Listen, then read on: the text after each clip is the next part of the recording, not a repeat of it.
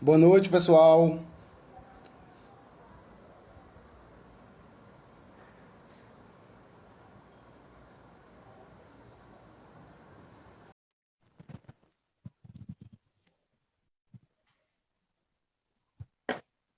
Boa noite. Boa noite, minha flor. Boa noite a todos. Boa noite. Ai, que coisa boa te ver. Quanto tempo, viu? Verdade, como é que você tá? Menina, tudo bem, graças a Deus. Tá onde? Tá aqui em Salvador? Tô aqui. Ah, tu tá em que bairro aí? Eu tô aqui também, tô aqui na Barra. Ah, você tá? Tô aqui na Tô. tua. Tô aqui, A gente tem que tô. marcar um café. Tem que marcar mesmo, viu? Que Acha? tem tempo. Eu acho que a última vez que eu te vi foi na confraternização da defesa de Michele, não foi não? Foi. Foi. Pô, Rapaz, tempo, hein? tem tempo, viu? Meu Verdade. Deus. Precisa marcar um café pra prosear. Botar os papos em dia.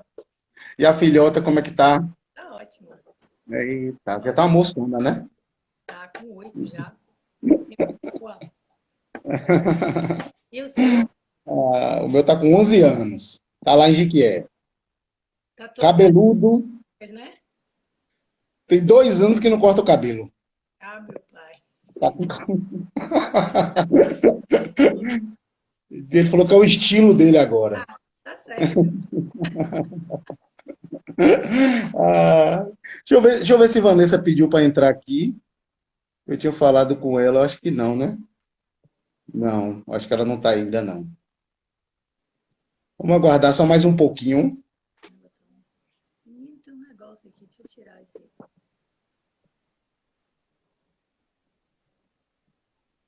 Eu não sei como é que Boa tira. noite. Eu não vou. Tem alguém dando boa noite aí? Boa noite, Rafael. André Luiz. Deixa eu ver quem tá mais. Paula. Arivan.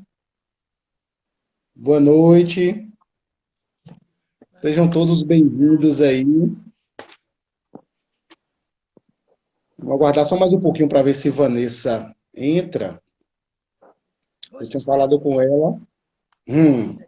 Segurar a tela, né? Oi? É só segurar aqui na tela, né? Para tirar essas Pra... coisas aqui as falas da galera. Hum, Se alguém eu nem souber, sei, viu? ótimo. Deixa eu ver, alguém sempre sabe.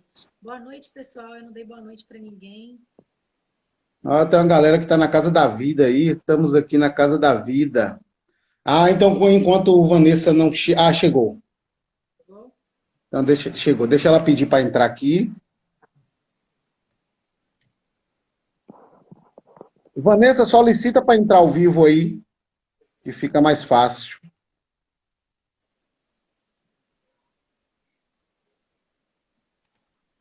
Ah, eu consegui pedir ela.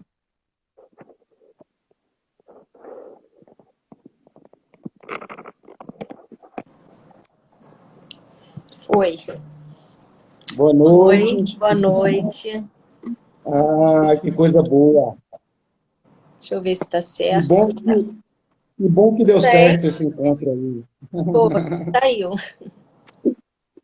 Que coisa boa. É. Tu tá no Rio de Janeiro? Tô no Rio, eu sou do Rio. Tá no Rio? Ah, coisa boa.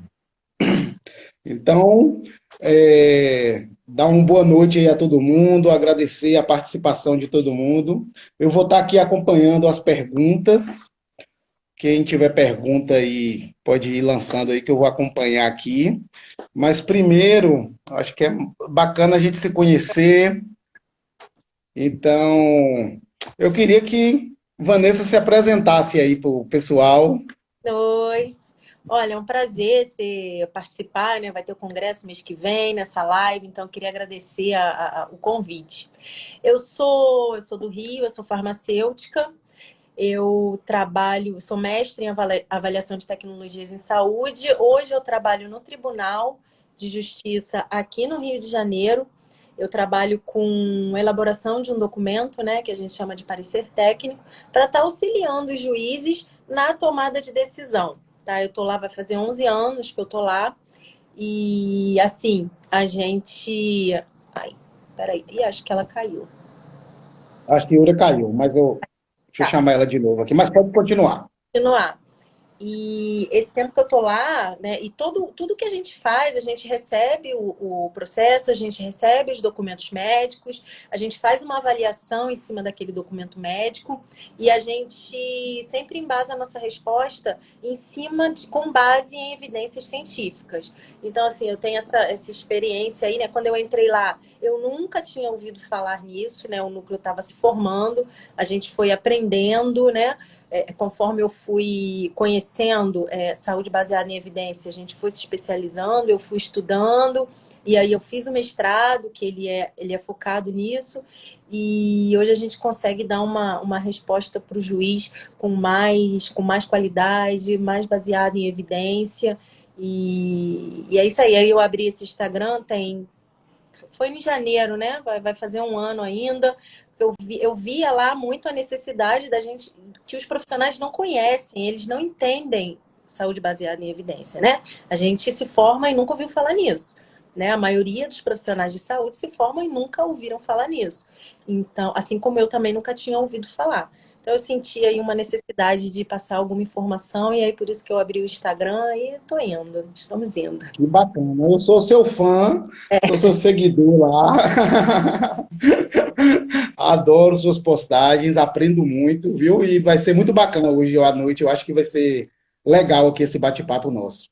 Vai ser, Agradeço demais aí ter aceitado o convite, tanto para o congresso né? quanto para essa live aqui, que eu acho que vai ajudar muita gente, né? Vou passar a palavra agora para a minha querida amiga Yura, para que ela possa se apresentar aí. Bom, boa noite a todos, boa noite, Vanessa, boa noite, Ru. É um prazer dividir a live com vocês hoje, esse bate-papo. Eu sou fisioterapeuta, né, de formação, sou formada pela Universidade Católica de Salvador, aqui na Bahia, e eu fiz meu mestrado e meu doutorado na Universidade Federal de Sergipe, né? Então, tive uma passagem pela Universidade de Iowa, lá nos Estados Unidos, e, na verdade, assim, é, a, a, hoje eu tenho uma atuação clínica, né? Então, atuo com avaliação de pacientes com disfunção respiratória com reabilitação pulmonar, além da minha atuação como docente. Então, eu sou docente de um curso de fisioterapia de uma faculdade privada aqui, do curso de medicina de outra universidade particular aqui também de Salvador. Então, o meu contato com a prática baseada em evidências aconteceu durante a pós-graduação, né? Claro que nada tão profundo como algo que eu venho estudando, então assim, eu não me considero uma grande conhecedora, então eu estou sempre aprendendo, eu estou sempre estudando, eu falo isso sempre para os meus alunos, eu uso do meu Instagram como uma ferramenta para eu estar sempre aprendendo. Então eu sigo pessoas estratégicas que podem nos ensinar muito sobre assuntos que são do nosso interesse. Então eu venho estudando e ao longo aí dessa jornada eu passei pela atuação científica tanto na ciência básica, eu trabalhei com rato, com animal de laboratório, com fisiologia especificamente, e também trabalhei com pesquisa clínica. E hoje sigo, né, trabalhando com essa parte de pesquisa clínica, e nesse momento me afastei um pouco da pesquisa básica, mas acompanho as publicações, né, continuo vendo o que sai. Então, sou uma aprendiz constante sobre saúde baseada em evidências, prática baseada em evidências. Vai ser um prazer conversar com vocês hoje. Ai, que coisa boa. Eu sou Rodrigo, né? Resido na cidade de Jequié, na Bahia, mas atualmente estou concluindo meu doutorado aqui na Universidade Federal da Bahia, no programa de Medicina e Saúde. Estou conduzindo um ensaio clínico aqui com pacientes críticos. Então, estou aqui aprendendo, quebrando a cabeça, estudando, me divertindo, né? E sou professor da Universidade Estadual do Sudoeste da Bahia há 13 anos já. Estou lá como supervisor de estágio em fisioterapia e terapia intensiva, então acompanho os alunos do último ano e assim, a gente vê que a informação ela está, né, circulando aí, está uma loucura, e queria agradecer novamente por esse momento, né? Acho que vai ajudar muita gente aí. Eu quero aprender muito aí com vocês. E já vou começar até quebrando o protocolo um pouquinho. Vou contar só uma historinha que aconteceu nesse instante. Eu estava aqui terminando de arrumar algumas coisas. E aí uma tia jogou no grupo do WhatsApp, né?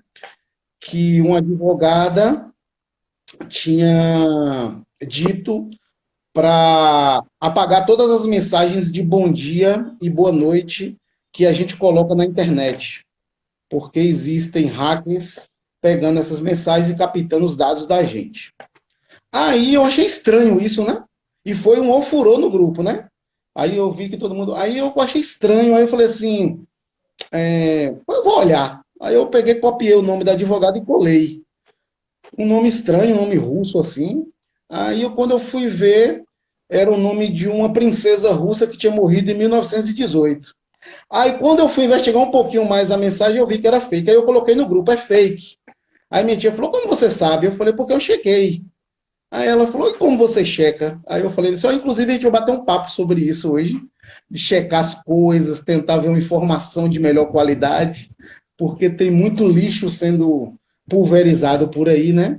E eu queria começar, fazer uma rodadazinha aqui com vocês. Eu sei que tem um público aqui que é um público da área da saúde, tem pesquisadores, mas também eu convidei pessoas é, que se interessam, né? Porque hoje em dia o pessoal está falando sobre vacina em mesa de bar, estão falando sobre remédio em grupo de família, estão brigando. Então, que bom que a saúde e a ciência vem sendo discutida. E eu acho que seria legal a gente tentar conceituar isso. O que é uma prática baseada em evidência? Queria começar com Vanessa, depois eu passo para a Iura. Então, quando a gente pensa em prática baseada em evidência, em saúde baseada em evidência, medicina baseada em evidência, né, são todas palavras sinônimas, a gente precisa pensar que a saúde baseada em evidência tem 3 pilares, né? E diferentemente do que as pessoas pensam, não é só saber avaliar a evidência, não é só você ter uma melhor evidência, né? Esse é o primeiro pilar, é você ter uma boa evidência, você utilizar a melhor evidência disponível, tá? Não quer dizer que você, em alguns casos, você pode não ter uma evidência excelente, você pode não ter uma evidência muito boa, mas é a evidência que você tem para você juntar aos outros pilares e decidir se você vai utilizar ou não, certo? E aí, é nesse ponto da gente saber encontrar, da gente saber usar essa melhor evidência, é nesse ponto que o profissional precisa sentar, que o profissional precisa estudar. Porque é aqui que a gente vai ter que saber avaliar os estudos, a gente vai ter que saber aonde procurar os estudos, como encontrar os estudos, né? Como otimizar essa busca para a gente não ficar perdendo tempo em bases de dados e olhando estudos, né? Porque se a gente hoje for dar for lá no PubMed, por exemplo, e digitar lá qualquer doença, qualquer medicamento, vai aparecer mais de 1000 artigos, não tem como a gente abrir, acrescentar e eu vou avaliar um por um desses artigos, não tem como. Então a gente precisa saber como fazer esse filtro, né? Esse primeiro filtro na busca. A gente precisa saber avaliar qual tipo de estudo que a gente quer, qual é a nossa pergunta, o que é que eu quero saber? Certo? O que eu quero saber sobre a eficácia de um medicamento, sobre a eficácia de vacina, eu quero saber sobre a incidência de uma doença, porque eu vou precisar saber qual tipo de estudo que eu vou precisar pegar para responder, né? Cada pergunta tem um tipo de estudo que responde essa pergunta, certo? Então, assim, eu vou precisar saber um pouco de inglês, porque a maioria dos estudos, né, estão em inglês, então o pessoal fica assim, eu vou ter que saber. Vai ter que saber. Alguma coisa de inglês você vai ter que saber. Só que é assim, se você já tem uma noção, o que eu falo pro pessoal, você já tem uma noção. Se você começar a ler 1, 2, 3, daqui a pouco você vai ver que as palavras vão se repetindo. Então, daqui a pouco você consegue ler um artigo corrido rápido, porque as palavras vão se repetindo, você já vai ter entendimento das frases, então vai fluir melhor, tá? Então, assim, essa é o primeiro pilar, é saber encontrar e avaliar a evidência para você conseguir usar a evidência disponível, certo? E o segundo pilar é, é, é, Ih, gente, me fugiu a palavra. As preferências do paciente. Então, assim, de nada vale eu ter uma evidência, uma excelente evidência, e não olhar para aquele paciente e saber entender o que aquele paciente quer, se aquilo vai se aplicar àquele paciente. Por exemplo, se eu tiver um estudo de um medicamento oncológico que conseguiu uma eficácia boa, um estudo de boa qualidade, para aumentar a sobrevida desse paciente em 6 meses, certo? Um paciente que já estava em tratamento paliativo, esse medicamento vai conseguir aumentar a sobrevida desse paciente em 6 meses. É um estudo de boa qualidade. Poxa, ótimo, certo? A pessoa vai ter mais 6 meses de vida. Porém, um dos efeitos colaterais é uma diminuição muito grande na qualidade de vida. Então, assim, você precisa perguntar para o paciente o que ele prefere. Ele prefere viver 6 meses mais com uma qualidade de vida ruim, em cima da cama, com vômito, com enjoo, dentro de um hospital, ou ele prefere viver 3 meses, 2 meses com uma qualidade de vida razoável, que ele vai conseguir estar com seus familiares, se despedir, né, dos seus familiares. O que ele vai... É ele que tem que decidir, certo? Não é o médico que vai decidir isso. Você precisa passar isso para o paciente e ele precisa ter o direito de escolha, de decidir, certo?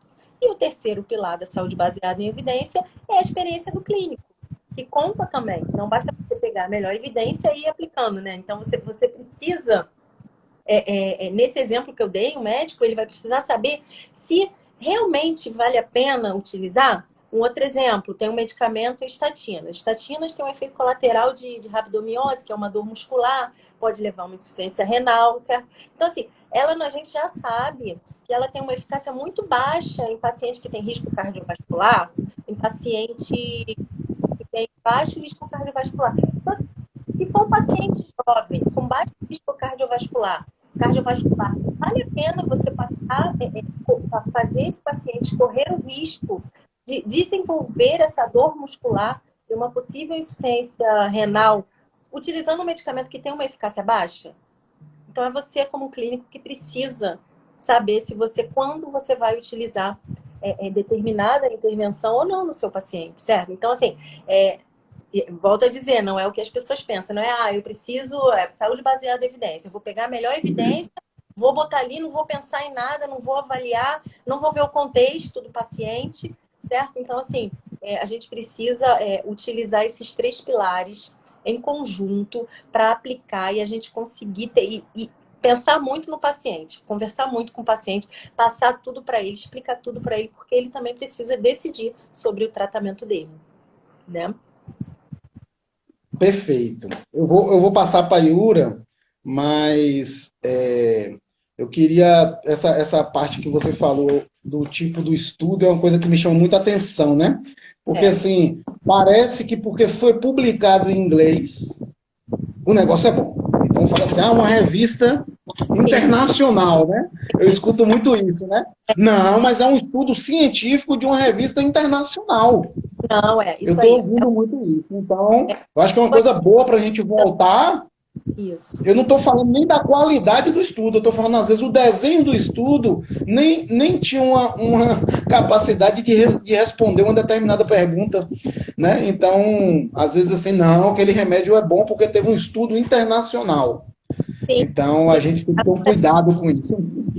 Muito, porque assim, a gente viu na pandemia, né? Foram publicados vários estudos observacionais, estudos que não respondem à questão de eficácia de medicamento, e aí esse estudo sai e cai nos meios de comunicação e a pessoa fica repetindo isso, foi um cientista, foi publicado, é internacional, e enfim, as pessoas ficam repetindo, né? E muitas vezes, e são pessoas que não entendem, e muitas vezes não, né? Inúmeras vezes, são profissionais de saúde que ficam repetindo isso sem Esse saber. É o grande problema. Esse é o problema que a população escuta e ela vai se guiar por aquele profissional que ela está escutando. Certo? Como que a população não tem como saber o que é e o que não é, né? São os profissionais que precisam saber e passar a informação correta. E quando eles não sabem, eles vão passando aquela informação errada e as pessoas vão repetindo. E a gente vê acontecer tudo que está acontecendo aí de informação errada. Óbvio. Eu acho que a Vanessa, né, foi cirúrgica na definição. A gente precisa entender, assim, acho que muita gente acha que o profissional deve seguir. Na verdade, não é isso que é fazer prática baseada em evidências. Eu gosto muito de uma metáfora do professor Luiz Cláudio. É o seguinte, muita gente acha que a ciência é como se fosse a luz que vai iluminar a escuridão da ignorância. A ciência, ela não está à frente. A ciência, ela está aqui atrás. Ela é a luz que ilumina o caminho e a gente tem que tomar maior desse processo de praticar PDS, baseado em evidências, é a gente entender que a gente vai ter que usar o raciocínio e a gente vai tomar essa decisão. Claro que a gente vai considerar inúmeros fatores. A ciência é uma deles, porque as pesquisas, elas te dão informação, elas nos ajudam a formar conceitos. E nesse processo, a gente precisa, na hora de decidir, né, nesse raciocínio clínico, pensar, tá, eu formei esse conceito, essa determinada intervenção é eficaz para isso. Mas eu preciso considerar as particularidades do indivíduo. Eu preciso considerar as consequências não intencionais de utilizar aquele tratamento naquele indivíduo. Então, não é só aplicar. Então, assim, a gente não simplesmente agarra um paper e copia ele, né? Isso é uma das coisas que eu ouço bastante. Ah, mas eu tentei fazer o protocolo. Eu trabalho, Vanessa, na área de reabilitação pulmonar. Então, a gente tem muito paciente idoso, tem vários protocolos publicados.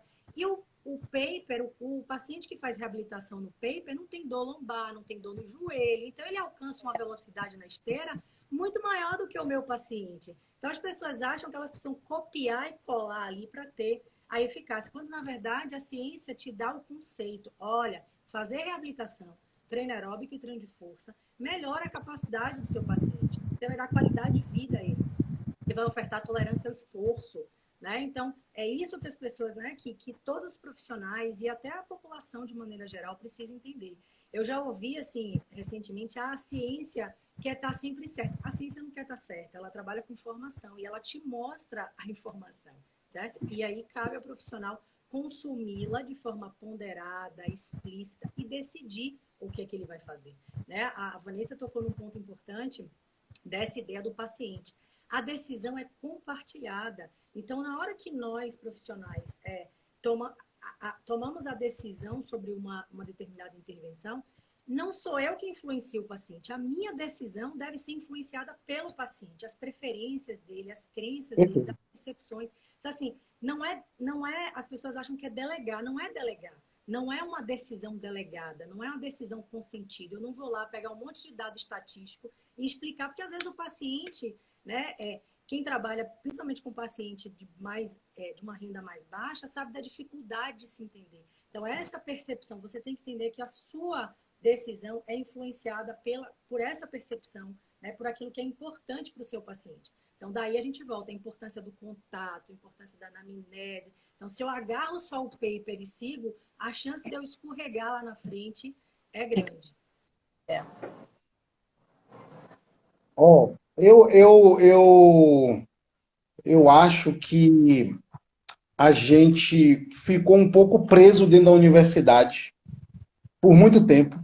Uhum. E começou, eu acho que a universidade ela se distanciou um pouco. Eu estou vendo que a pandemia ela acabou aproximando a gente mais da população, porque eu estou vendo muitas pessoas boas, né, fazendo divulgação científica, tirando ali um tempinho do seu dia para poder entrar em algum debate nas redes sociais, né, porque a gente estava num momento, eu tenho um filho de 11 anos, e esses dias ele estava me perguntando um negócio da Terra plana, né? E eu pensei assim, eu falei, gente, como algumas pessoas conseguem um alcance violento que eu acho que a gente não ocupou esse espaço, né? Então, eu acho muito, muito bacana essa questão essa discussão que a gente está tendo aqui. E eu queria voltar nessa questão do tipo de estudo, que eu acho que dava para a gente tentar, pelo menos, esclarecer um pouco, porque eu acho que metodologia científica na universidade é feita muito longe. Eu acho que ela passa a disciplina no primeiro semestre. Acho que tinha que ter uma disciplina de saúde baseada no primeiro semestre. Ensinar a buscar informação no primeiro semestre. Ensinar, pelo menos, algum critério de checagem básico, né, para a gente começar a se nortear, porque você não pode ficar refém desses canhões de desinformação que a gente tem, inclusive da própria mídia tradicional. A gente vê, né? O pessoal, para ter clique, para ter audiência, estampa numa manchete, medicação é uma cura e tal. E a gente sabe que a gente trabalha com probabilidade. Então, eu queria de vocês a gente pensar um pouco aqui, né? Como pensando numa pessoa leiga, como ele poderia checar uma determinada informação, começar a tentar entender se essa informação ela procede ou não, né? Eu queria deixar claro também nessa questão que Yura falou, que é a verdade, né?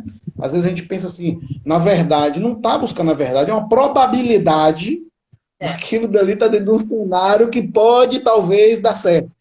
Tem esse entendimento, né? Quando eu vou dar aula, eu falo assim, ó, parece que isso aqui funciona. O pessoal, por que parece, professor? Sendo que todas as outras pessoas afirmam que funciona. Aí quando a gente vai entrar em alguma coisa que hoje não vai dar tempo de falar, mas talvez se der, se der um exemplo bacana disso aí, né? Qual o tamanho do efeito desse negócio? Viver 6 meses vale a pena dentro de uma conjuntura, né? Então, queria ver essa questão assim de. Eu sei que o tempo é curto, mas eu acho que seria bacana alguma coisinha de tipo de estudo, uma coisa para a gente ser mais sensato na hora de estar avaliando uma informação. Mesmo quem não tem experiência, e mesmo pessoas que têm mais experiência, a gente precisa ter um pouco mais, né? Tá mais centrado. Eu vejo assim, você falou a questão da faculdade, e assim, para mim, né, ao meu ver, o grande problema está lá na faculdade, lá na formação. Porque se a gente, como você falou, se a gente, todos os profissionais de saúde na faculdade, no período, sabe, a faculdade inteira tivesse uma matéria, no começo, no meio e no final, de saúde baseada em evidência, a metodologia que a gente dá na faculdade é muito ruim, é um decoreba, né? O pessoal, É a porque BNT, né? Formatar. para fazer prova, para fazer o TCC, sabe? A gente decora aquelas regras. Então, assim, lá na faculdade a gente não sabe a importância. Ou então a gente tem também epidemiologia, que tem os tipos de estudos, tá? Mas a gente lá não consegue perceber qual é a importância disso. A gente passa naquilo, decora. Quer falar? Não, eu ia dizer que eu acho que se soma a isso, além dessa ideia da transversalidade das disciplinas inseridas no currículo, é a longitudinalidade no quesito. Os nossos professores, aí eu vou dizer por minha formação, nas suas disciplinas aplicadas, eles ensinavam a importância de uma conduta, de uma avaliação, com base na experiência deles em ponto. E ponto. Então, a gente aprendeu que isso era o certo. Isso. Então, a gente saiu por aí e a maioria das nossas gerações que não se atualizaram nesse processo e acham que é isso que a gente tem que fazer, replicar. O que eu faço na minha prática é o que funciona, então eu vou replicar isso, né? Exatamente. Exatamente, né? Se a gente tivesse essa formação diferenciada nas faculdades, né, seria totalmente diferente. Porque o profissional sai, e aí o que acontece? Quem continua na academia, com pesquisa, com mestrado, doutorado fazendo pesquisa, né, acaba ficando distante daquele profissional que está na prática, e quem está fazendo pesquisa para responder uma questão da sociedade, certo? Quem está na prática, assim, ele vai usar aquela pesquisa, ele vai usar, o pesquisador está fazendo uma pesquisa e quem está na prática precisa usar aquele resultado, certo? Então, assim, quando a gente sai da faculdade, fica a gente fica distante, né? Ah, quem faz pesquisa está lá na faculdade, eu estou aqui no meu consultório, eu não quero saber de pesquisa, né? Mas, na verdade, esses dois mundos precisam se conversar. A pessoa que está fazendo pesquisa para quem está na prática utilizar. Certo? E aí a gente sai da faculdade, acaba se distanciando, nunca, né? A gente não entende qual é a importância disso. E aí eu assim, acredito que, assim, eu trabalho com profissionais, eu trabalho com médico, com físio, com enfermeiro, com nutricionistas, e assim, né, são 11 anos, e de todas as pessoas, já passaram muitas pessoas por mim, então de todas essas pessoas que passaram, eu não conheço nenhuma delas que tenha estudado na faculdade saúde baseada em evidência, entre todos esses profissionais, certo? E eu vejo que esses profissionais, eles não sabem que não sabem, eles não conseguem entender, né? Eles não têm a percepção que eles não sabem avaliar um estudo. Então, eles caem nessa de ver uma manchete, de ver algum cientista que publicou, né, algum estudo, algum post no Instagram, e eles ficam replicando isso, porque eles não têm a consciência de que eles não sabem aquilo ali. Eles não conseguem perceber que não sabem, porque eles nunca passaram por aquilo ali, certo? Então é muito complicado. E aí é complicado para o profissional, né? Vamos pensar para a população. Como é que a população vê uma manchete dessa na televisão, no Instagram, no Facebook? Como é que ela vai comunicar, né? Eu falo assim, quando eu recebo poucas fake news, mas eu recebo também, né? Em grupos de família, certo? Então, assim, recebeu uma mensagem, sabe? Tem uma coisa no dedo que você tem que passar você tem que compartilhar aquela mensagem. Lê, vê se faz sentido. Às vezes as pessoas nem leem o que está recebendo e já vai replicar. Vê se faz sentido. Qual foi a fonte? Como você foi checar quem era advogado? Qual foi a fonte? Quem foi que disse? Foi um cientista, mas não é porque foi um cientista que está certo, não é? Não é porque foi da universidade X que isso está certo. Então, assim, é fazer a checagem, é não ir no compartilhamento, é checar de onde vem aquela informação, né? É complicado para a população entender qual o tipo de estudo e procurar tipo de estudo, certo? É muito complicado para eles entenderem isso. Eu acho que o que eles podem fazer é realmente checar a informação, perguntar para alguém da família, né? E aí vai cair naquilo. Se eles forem perguntar para um profissional que também não sabe, né? Aí é um grande problema. Porque a população vai ter um profissional ali de guia dele, certo? Pode ser um médico, pode ser um enfermeiro, um farmacêutico. E aí, se ele vai perguntar a esse profissional e esse profissional também não sabe o que eu já vi acontecer, aí como é que a gente, né, resolve esse problema? Porque o profissional não sabe. O problema é o profissional não saber. E muitos não terem noção que não sabem. E ficam repetindo a informação. Eu acho que Vanessa tocou num ponto que me fez lembrar, inclusive no começo da pandemia, eu até procurei aqui a matéria que me deu estalo. Saiu uma reportagem de uma especialista em desinformação da Universidade de Harvard. Ela é a Claire Wardle. Então, ela disse, né, algo que eu acho que é emblemático, e aí a Vanessa comentou, me deu estalo, que a melhor maneira da gente combater a desinformação é a gente pegar essa paisagem e inundar de informação verdadeira e fácil de digerir. Porque o grande problema é exatamente o que a Vanessa comentou. É difícil, não é fácil. Então, acho que todos nós que estamos em contato com esse mundo, a gente sabe, por isso que eu digo, eu ainda estou aprendendo muito, ainda tenho muito que aprender, embora tenha feito meu doutorado, tenha feito mestrado, tenha feito doutorado, tenho uma jornada aí de proximidade com a ciência, né, de alguns anos. Então, a gente está sempre estudando. Imagine para essa massa em geral, que é muito mais gente que não fez pós-graduação do que fez, conseguir transformar isso. Então, é claro, olha como a informação chega de forma... A informação falsa, ela chega de forma precisa. Você só precisa ler uma frase e pronto. Copiar aquilo e espalhar. Então, a gente precisa aprender a fazer isso. Então, eu acho que esse é o caminho. A gente precisa tornar algo, né, essa informação palatável, para que as pessoas entendam, se sintam próximas, que a gente inunde esse ambiente de ciência e ciência de qualidade e fácil de ser entendida. Perfeito, perfeito. Eu penso que a gente tem que ter o mínimo de uma alfabetização científica aí.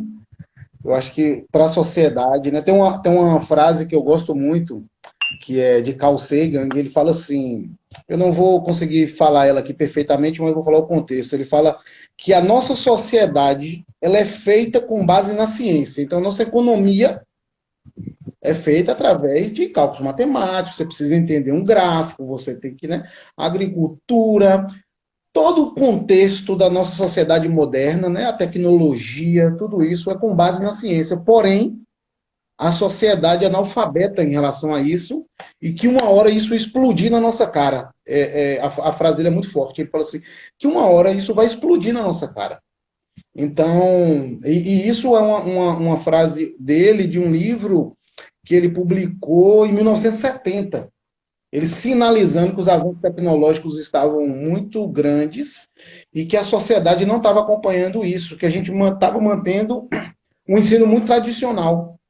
Um ensino que não provoca a curiosidade, não provoca a busca, né? Aquele ensino ainda meio bancário de você passar uma experiência, passar informação e passar uma verdade. E a gente sabe que a gente está muito longe da verdade, em muitos casos, né? Então, eu acho que, como definição ficou bacana, como a importância ficou bacana, a gente tem um tempinho ainda, talvez, se a gente pudesse falar um pouquinho, dividir um tempinho entre vocês duas, se vocês se sentirem confortáveis, a gente falar um pouquinho sobre tipo de estudo, né? Para as pessoas. Eu vi pessoas falando estudo observacional. Eu nunca tinha escutado ensaio clínico assim na É, rua. Eu já comecei, não foi um ensaio clínico, mas foi um ensaio clínico, né? Eu acho que essa temática ela começou a entrar em alguns campos aí, né? Que eu vejo alguma, não, mas é professor da Harvard. São essas defesas, né? Mas é. foi de um ensaio clínico, foi de uma revista internacional, né? Eu acho assim, tem uma iniciativa, vou passar a frase para vocês, mas tem uma iniciativa bacana da Cochrane, que é aquele resumo para o consumidor, né, que eles chamam, eles Eu têm acho uma, assim que, uma de maneira geral, porque acho que travou um pouquinho aí. Só vou finalizar meu raciocínio aqui. Tem a Cochrane dando um resumo para o consumidor. Então, hoje, quem tem interesse lá, você tem tanto o texto técnico, mas você tem uma parte que é um resumo. Algumas revistas estão adotando isso também. Eu já vi alguns periódicos indexados na Pedro, que é uma plataforma nossa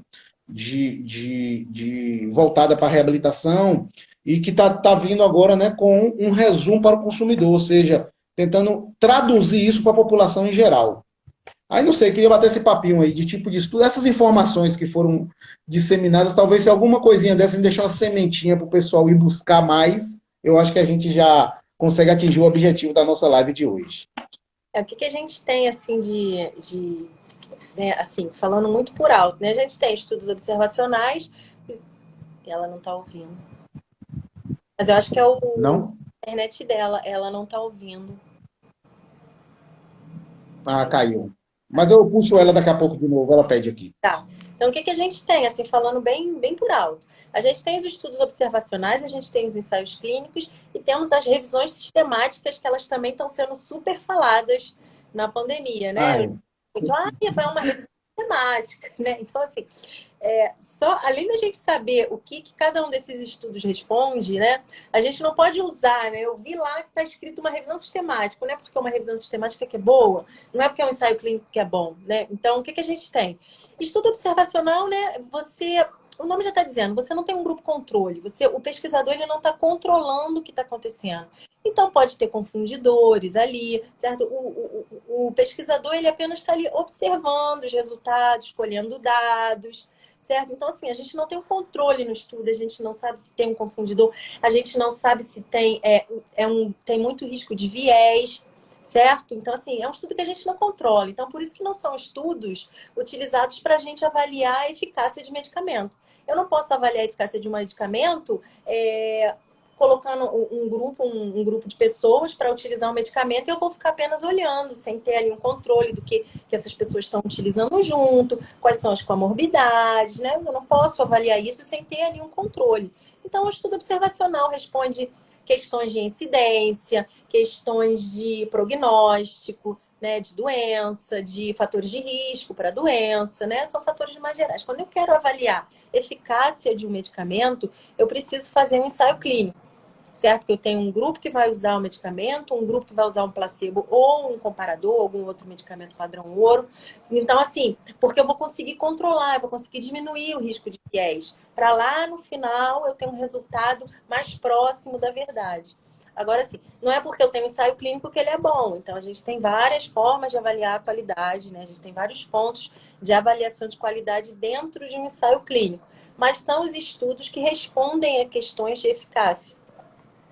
E a gente tem as revisões sistemáticas que são compilado, né? Eu quero saber sobre a eficácia de um medicamento, eu vou procurar quais são os estudos que já existem sobre a eficácia desse medicamento X, certo? Aí eu achei 20 estudos. Então eu vou compilar esses 20 estudos em uma revisão sistemática, certo? Eu vou pegar os resultados, eu vou analisar, a população tem que ser parecida, eu vou analisar os resultados, eu posso fazer uma análise estatística e gerar uma meta-análise, e aí eu vou ter, daqueles 20 estudos, eu vou conseguir ter um resultado, né? Eu vou conseguir sumarizar aqueles resultados em um resultado. Isso a revisão sistemática é importante para a gente tomar decisões, né? A saúde pública, a gente usa muita revisão sistemática, a gente busca por revisões sistemáticas. Então, assim, mas também é aquilo, não é porque é uma revisão sistemática que ela é de boa qualidade. A gente precisa saber se essa revisão sistemática foi bem conduzida, se aqueles estudos que estão ali dentro são estudos de qualidade para poder avaliar aquele resultado. Então, são os 3 grupos de estudos que a gente tem para, né, que se falou tanto na pandemia. Perfeito. E Ura, o que você acha aí de... O que a gente poderia dizer, assim, resumidamente, né, sobre essa... Geral, a gente precisa... Eu acho que, de maneira geral, a população precisa entender, né, como a professora que cada tudo cumpre o seu papel. Então, cada um tem uma responsabilidade de responder uma pergunta, e a gente tem muita dúvida. A gente tem dúvida sobre muita coisa. A gente tem dúvida, por exemplo, sobre qual é o efeito fisiológico de uma determinada variável. Daí os animais de laboratório são muito úteis para nos dar ideias de mecanismos. A gente conhece acerca da fisiologia, né? Eu trazendo um pouco para minha área de ação, a gente conhece como é que aquilo funciona, como o nosso corpo funciona e como o nosso corpo responde, graças a esses... não representam o corpo biológico nosso. Então, não dá para pegar um estudo em animal e translacionar diretamente para a nossa clínica. Tá? Da mesma forma... In vitro, né? No início da pandemia foram as culturas, e o povo, não, esse remédio aqui é bom porque numa cultura é fácil, né? Quando você mistura um tanto de órgão e sistema... E assim, o estudo básico é muito mais distante, talvez, do que os outros estudos. Porque, assim, as pessoas não conseguem entender, quem trabalha com ciência básica, ela quer trazer em pergunta a plausibilidade. Aquilo é possível, às vezes é possível. Beleza, ele cumpriu uma etapa. Mas agora, se aquilo vai funcionar, aí entra a história do ensaio clínico. Excelente, na verdade, que é o desenho de estudo apto a nos trazer informações ou não funciona, né? A grosso modo, de forma bem simples. Os estudos observacionais não são inferiores aos ensaios clínicos, eles só respondem outras perguntas. Nesse mundo de dúvidas que a gente tem sobre coisas que acontecem no mundo, as perguntas são outras. Por exemplo, os estudos observacionais são ótimos, aí trago para a minha área de fisioterapia, a gente conhecer sobre as propriedades clinimétricas, ou se um teste ele é específico, é válido, ele é reprodutível. Então, assim, não há uma inferioridade, é somente um direcionamento. Então, dentre aquelas perguntas todas que existem, a gente vai separando. Essa pergunta vai ser respondida assim, essa pergunta aqui vai ser respondida assado, e a gente vai separando. E a gente vai parando no intuito de minimizar alguns erros, de diminuir as nossas incertezas, porque assim, exatamente o resultado é provável. Certeza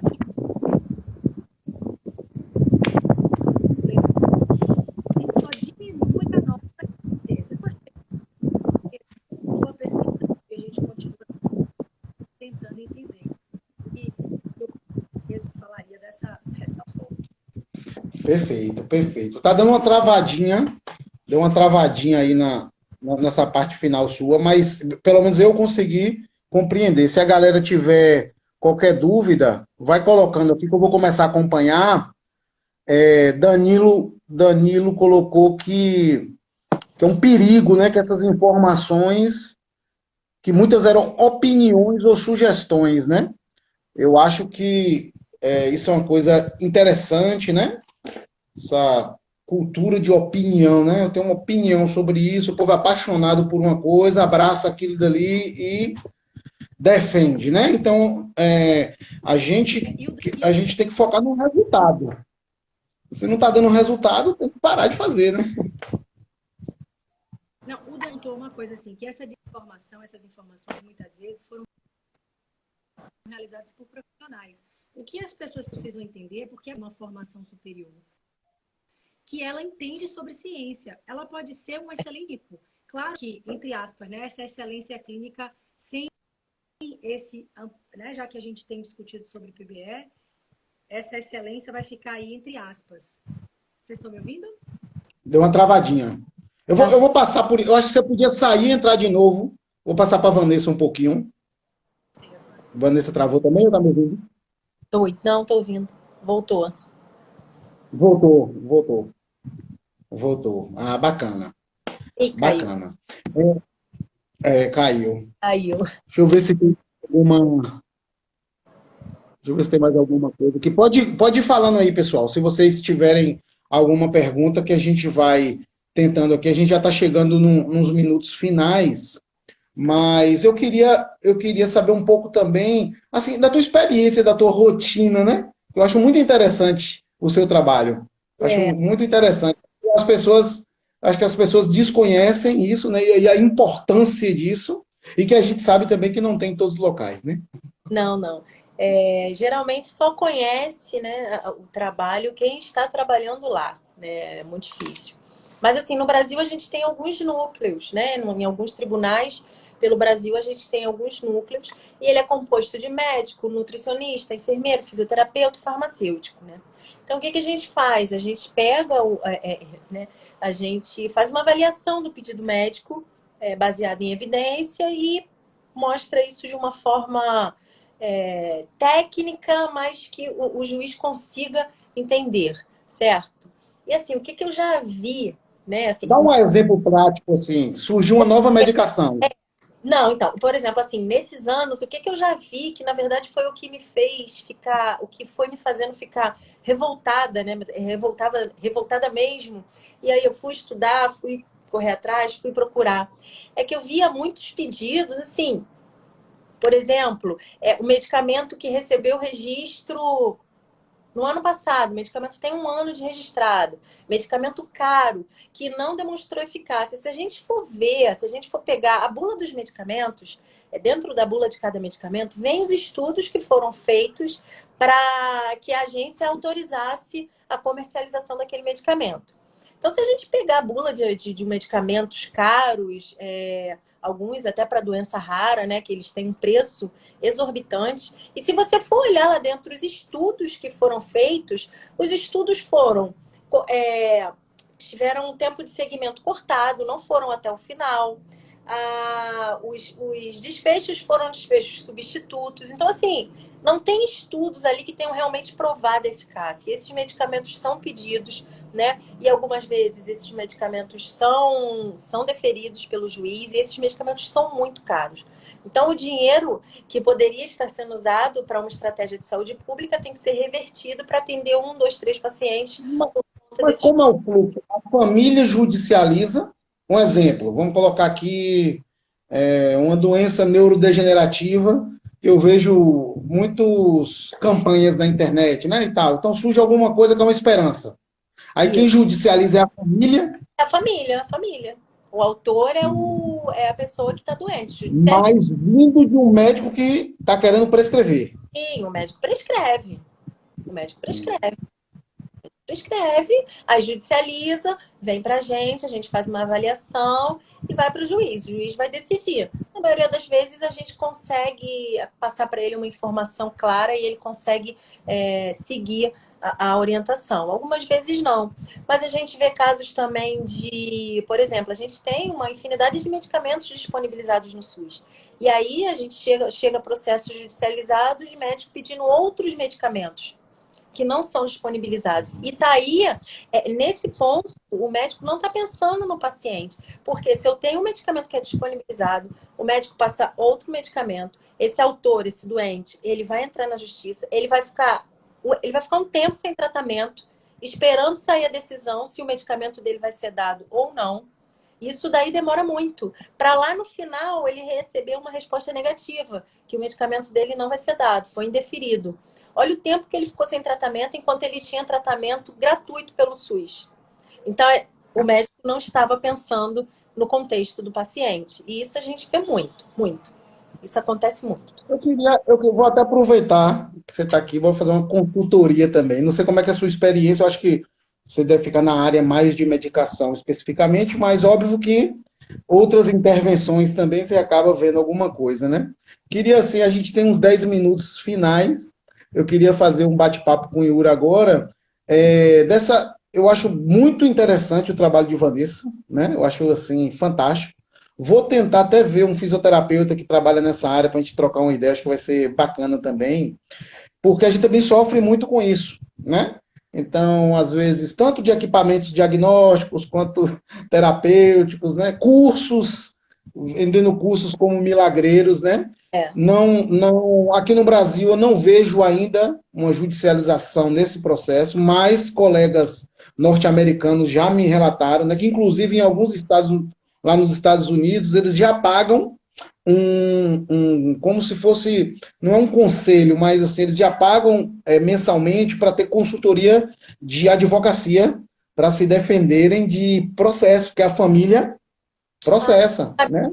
Porque você aplica uma técnica, por exemplo, vou dar um exemplo aqui, né? Para um paciente neurológico, onde eu estou aplicando uma técnica que a literatura já mostrou que não funciona há muito tempo. Porém, como é tradicional, como é uma coisa que faz um marketing muito grande, existem grandes organizações.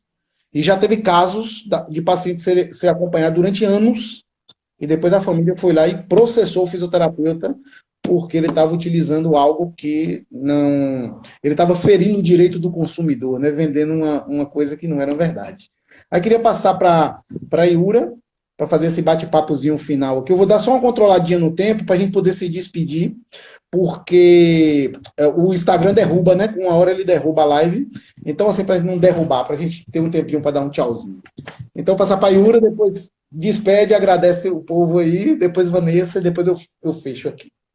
Bem rapidinho, eu vou falar bem rapidinho. Eu acho que isso é o reflexo, né? Isso tudo que você comentou, cursos sendo vendidos de procedimentos de avaliação, e os protocolos não são muito claros. Assim. Então, o que você vai diagnosticar se você tem um monte de protocolo disponível, ninguém testou se aquilo é válido, ninguém, inclusive, confrontou em termos de validade com o procedimento padrão ouro. Se isso não sobrepõe diagnóstico, já que você já tem uma ferramenta que daria um diagnóstico similar. Tratamento, eu acho que isso é reflexo do que eu estava tentando falar, porque na internet hoje resolveu não ajudar, que a gente precisa entender que um profissional graduado não é sinônimo de proximidade com a ciência, porque essa proximidade com a ciência exige dedicação, exige muito estudo, e que aquela pessoa ela tem uma graduação, ela tem um ensino superior. Mas a grande maioria das pessoas não conseguem separar o joio do trigo, né? A gente precisa entender que nem tudo que reluz é ouro. Então, a gente precisa compreender que o embasamento ele é importante. E a gente não vê isso. Né? A gente vê essa história dos cursos, elas têm um apelo mercadológico muito grande. Eu faço meu trabalho de formiguinha com os meus alunos, tentando mostrar para eles, porque são eles que compram esses cursos, eles vão ser os profissionais do futuro, porque os profissionais que já estão há muito tempo no mercado, às vezes é difícil da gente tocar, porque eles acham que a ciência quer estar certa, e é difícil você dizer, você não quer estar certa, mostra informação. Então, os meus alunos, né, os meus estudantes são quem eu posso tocar. E assim, eu digo para eles, da mesma forma que vocês pegam o dinheiro de vocês e juntam para comprar o curso A, B ou C, compra um curso de pesquisa, aprende a buscar artigo, aprende a ler o estudo, aprende... Você vai, na verdade, descobrir que você vai poupar muito mais dinheiro do que você imagina, porque isso vai te impedir que você invista em uma série de cursos que, de fato, só servem para aquele rapaz que está vendendo curso, para aquele professor, para aquele profissional, ganhar o dinheiro. Então, eu acho que isso é resultado dessa má formação que vocês já comentaram previamente, e isso é resultado do apelo, né, e do fato das pessoas terem pouco conhecimento. Então, se é vendável, se tem quem compre, é a história do projeto, como é o nome daquele negócio que o pessoal... Projeto semente, negócio semente. Se você joga lá o card, você vendeu 50, maravilha. No próximo, você vai jogar, vai pegar depoimento de não sei quem, você vai vender mais. Então, esse é o resultado da nossa sociedade que, como pontuou o professor Rodrigo, precisa de alfabetização científica. Ô, meu amor, eu já aproveito, te agradeço, né? Porque às vezes o Instagram ele está derrubando até antes de uma hora. Agradeço demais, né? Acho que a gente vai ter mais um tempinho aqui para você fazer suas considerações finais, agradecer a galera toda que participou aí. Já aproveito também agradecendo a Vanessa, foi um prazer demais, né? Eu acho assim, eu já vinha te acompanhando lá no Iura, a gente já teve a possibilidade de trabalhar junto, eu conheci numa câmara técnica que a gente participou aqui do Conselho de Fisioterapia, não foi? Foi, a gente se conheceu ali. Foi. Então, eu já tive a oportunidade, foi. A gente já trabalhou junto, assim, a gente faz parte de um grupo de pesquisa aqui na Universidade Federal da Bahia, já escreveu algumas coisas juntos já, mas, Vanessa, eu tenho a possibilidade de conhecer hoje, né? E que bom, que bom. Fica aí também uma galera, né? Que eu acho bacana também essa questão do Instagram e da live. A gente pode fazer um intercâmbiozinho, um network, né? É. Bacana. Então a galera, né? Eu, por exemplo, aprendo muito no Instagram de Ura, de Vanessa, sempre estou lá olhando, aprendendo. Então é muito bom. Às vezes a gente fica consumindo tanta coisa, tanta informação de má qualidade, que a cabeça da gente fica tão doida. Muito melhor, às vezes, você quer ver alguma coisa, tenta ver pessoas que são proativas, mas que são sérias, né? Não estão ali com uma agenda oculta, né? Eu gosto de chamar uma agendazinha oculta, que às vezes está muito preocupado mais no bolso. É importante falar para o pessoal que existe uma preocupação financeira por trás, todo mundo sabe que a indústria pressiona em muita coisa. A gente viu agora estampada uma agenda política, né, perversa, tentando utilizar da ciência, da saúde, né, uma prática baseada em desinformação. Então, eu acho que prática baseada em evidência é isso, é você ter uma informação com o mínimo de qualidade, né, que você minimize as suas dúvidas, as suas incertezas, e que não precisa abraçar aquilo dali. Abraçar igual um poste e sair amando aquilo pro resto da vida. Um defensor, né? É uma bandeira, parece time de futebol. Ah, porque eu defendo essa técnica aqui, eu defendo esse medicamento, eu defendo... Né? Então, eu acho que isso está resultando nessa questão de terra plana, está resultando em movimentos anti-vacina. Então, acho que a gente tem que combater isso. E agradeço a todo mundo que participou aí. Lá no site do Congresso tem um Instagram e tem um Telegram. Quem ficou com dúvida, quiser bater um papo aí depois, eu respondo.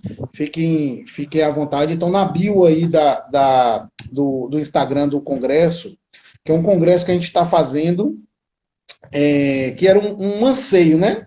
Esse movimento aí, já tinha um tempo que estava a galera se movimentando dentro do grupo lá de pesquisa, falando, vamos fazer um evento.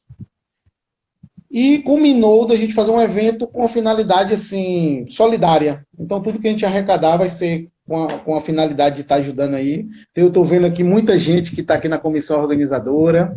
Já agradeço todo mundo aí que está participando. Está sendo muito bacana, né? A gente está conhecendo muitas pessoas e todas as informações estão aí no site. Ajudem na divulgação, a causa é nobre, né? São profissionais de excelência que vão participar do nosso congresso. E toda segunda-feira a gente vai estar tendo live aqui. Amanhã eu já coloco a agenda da semana que vem.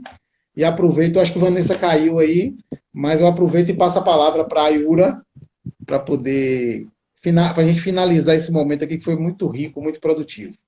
Bom, eu agradeço muito o convite, né? Adorei dividir a live com a Vanessa, que infelizmente caiu, né? Acho que a área de atuação dela é sensacional e a gente precisa cada vez mais. Eu dava aula de uma disciplina que era mista, tinha alunos de direito. A gente tem 20 segundinhos. Só tem 20 segundos. Do direito, né, às vezes não entende para que ele tem que estudar ciência. Então, essa participação de Vanessa foi crucial. Agradeço, obrigada. E se inscreva no Congresso. Beijo, se inscreva no Congresso. A gente vai se falando aí pelas redes sociais. Um beijo.